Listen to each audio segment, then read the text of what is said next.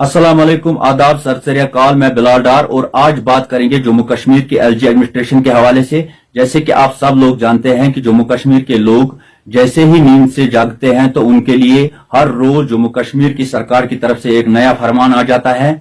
जैसे आप जानते हैं कि पहले एंटी एनक्रोचमेंट ड्राइव, उसके बाद प्रॉपर्टी टैक्स, उससे पहले भी या उसके बाद भी बहुत सारे फरमान अब तक जम्मू कश्मीर के लोगों के लिए आ चुके हैं।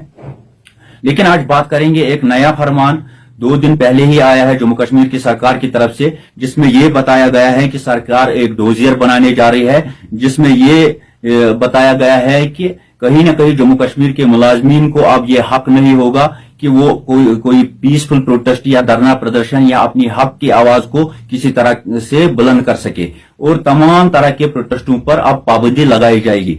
तो पहले तो मैं आपको ये बता दूं कि हर एक डेमोक्रेसी में, हर एक डेमोक्रेटिक कंट्री में लोगों को यह हक होता है कि वो अपनी आवाज या अपने हक की आवाज को सरकार तक पहुंचाए और सरकार के सामने रखे।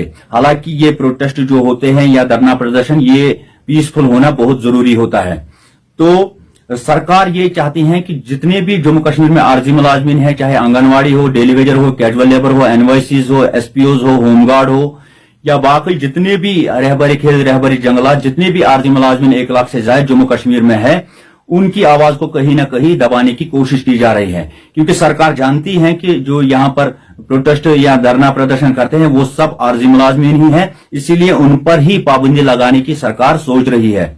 तो पहले मैं आपको बता दूं कि ये सब सरकार की ही नाकामी है कि सरकार कहीं ना कहीं पिछले 4-5 सालों से इन मुलाजमीन के जो जेन्युइन डिमांड्स हैं, जो मसले हैं, मसाइल हैं, उनको हल करने में नाकाम रह चुकी है। इसलिए जम्मू कश्मीर में रोज ये प्रोटेस्ट या धरना प्रदर्शन हो रहे हैं। और यहां तक मैं आपको कह दूं कि जम्मू कश्मीर धरना प्रदर्शन या प्रोटेस्टों का अखाड़ा बन चुका है। लेकिन ये सब सरकार की ही गलती है कि सरकार इनके जो मसाइल हैं उनको हल करने में नाकाम रह चुकी है। दूसरी बात यह कि एलजी साहब ने खुद कहा है, 2 दिन पहले ही कहा है, एक स्टेटमेंट दिया है जिसमें उन्होंने कहा है कि ये आरजी मुलाजमीन 1 लाख से ज्यादा है, ये सब बैकडोर एंट्रीज है।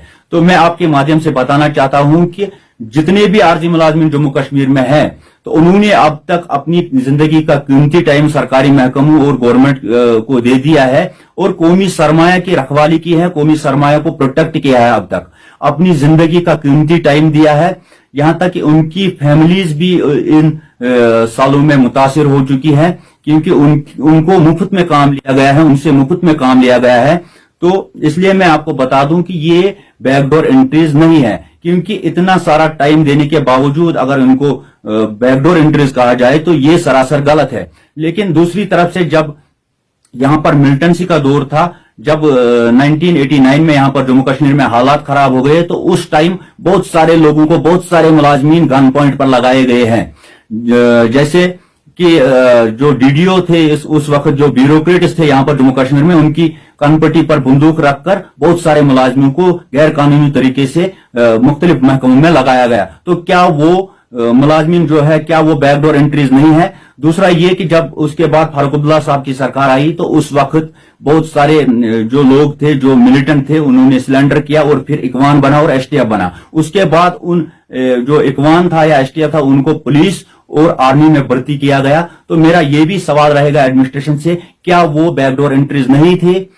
क्योंकि उन्होंने पहले वो एंटी नेशनल एक्टिविटीज में मुलवस थे, उसके बाद उन्होंने सिलेंडर किया, इकवान बनाया, एसटीएफ बनाया, उसके बाद government of Jammu and Kashmir and government of India ने उनको बाकायदा तौर पर भर्ती किया है आर्मी और पुलिस में। तो क्या वो बैकडोर एंट्रीज नहीं है? जबकि दूसरी तरफ जो 1 लाख से ज्यादा आरजी मुलाजमीन है, उन्होंने अपनी जिंदगी का कीमती टाइम दिया है। बहुत सारे लोग ऐसे भी हैं जो अपर एज लिमिट पार कर चुके हैं और अब वो उनके पास करने के लिए कुछ नहीं बचा है, जिंदगी नहीं बची है, तो अब वो कहां जाएंगे? तो इसीलिए मैं बताना चाहता हूं। दूसरी बात मैं भारतीय जनता पार्टी को बताना चाहता हूं, जो कहते हैं कि जो दावा करते हैं कि हम इस बार इलेक्शन में 50 पार सीटें हासिल कर लेंगे। तो मैं आपको आपकी वसादत से उनको भी बताना चाहता हूं कि तो क्या आप जम्मू कश्मीर के लोगों के दिलों में घर बनाकर 50 पार सीटें हासिल करेंगे, या जम्मू कश्मीर के लोगों के दिलों में डर बनाकर 50 पार सीटें जम्मू कश्मीर से हासिल करेंगे? क्योंकि कहीं ना कहीं भारतीय जनता पार्टी भी इसमें जिम्मेदार है, क्योंकि उनकी भी कहीं पर सुनवाई नहीं हो रही है या जानबूझकर वो इस मसले की तरफ ध्यान नहीं दे रही है। अगर कुछ दिन पहले की बात की जाए तो रविंदर रैना जी से भी ये सवाल किया गया था कि आपकी बात को कोई सुन नहीं रहा है और आपकी कहीं पर सुनवाई नहीं हो रही है। तो मुझे लगता है कि उनको भी इसमें अपना रोल अदा करना चाहिए और एलजी एडमिनिस्ट्रेशन को रोकना चाहिए और उन पर दबाव बढ़ाना चाहिए कि जो जितने भी आरजी मुलाजमीन जम्मू कश्मीर में हैं, ये सब जम्मू कश्मीर के बाशिंदे हैं, ये सब जम्मू कश्मीर के रहने वाले हैं और इन पर बहुत जुल्म हुआ है पिछली सरकारों में और कहीं ना कहीं इस मसले को अब हल करना ही होगा। तो बाकी मुझे कुछ नहीं कहना है। बाकी बहुत बहुत शुक्रिया।